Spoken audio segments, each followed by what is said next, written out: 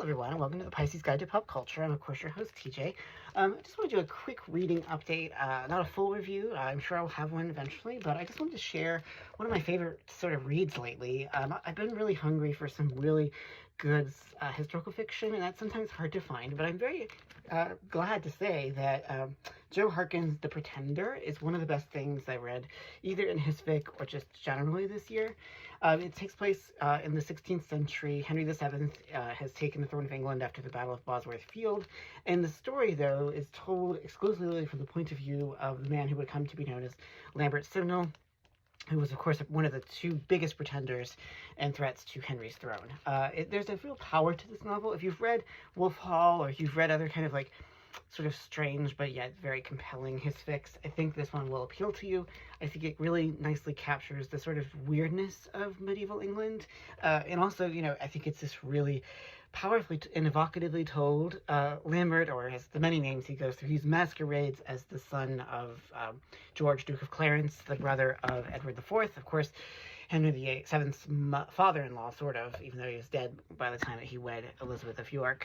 So anyway, you know, we sort of meet him when he's being raised on a distant farm in Oxford, or near Oxford, and then he gets swept up into all the politics of the period. So at this point, he's currently in Ireland, where he is, you know, beginning to make preparations to invade England, and hopefully seize the throne back for the House of York.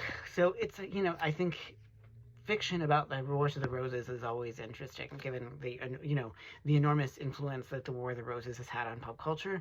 And so I'm always kind of eager and hungry for that. And I'm also really hungry for fiction that really captures the flavor of the past, and that doesn't just make it into... I like soap operas and I like shows like the Tudors, but I also appreciate the kinds of fiction that really sort of allow us to understand how this is a very strange, different world, but that has just enough that makes it feel like our present moment. And so I think that The Pretender kind of catches those two polarities quite nicely and blends them very effectively. I'm about halfway through, just kind of devouring it, because I think it's one of those books that really just sort of grabs hold of you and just doesn't let go.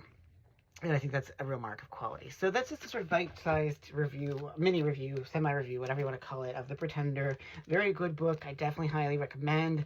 I will be back, of course, later on to let you know whether it gets the coveted Pisces Guide to Pop Culture seal of approval. But for now, I am going to recommend it. I think it's really good. And I would like to hear if anyone else has read it and what they think about it. So anyway, that's all for today's mini episode. Thanks so much for joining me here at the Pisces Guide to Pop Culture. I'm, of course, your host, TJ.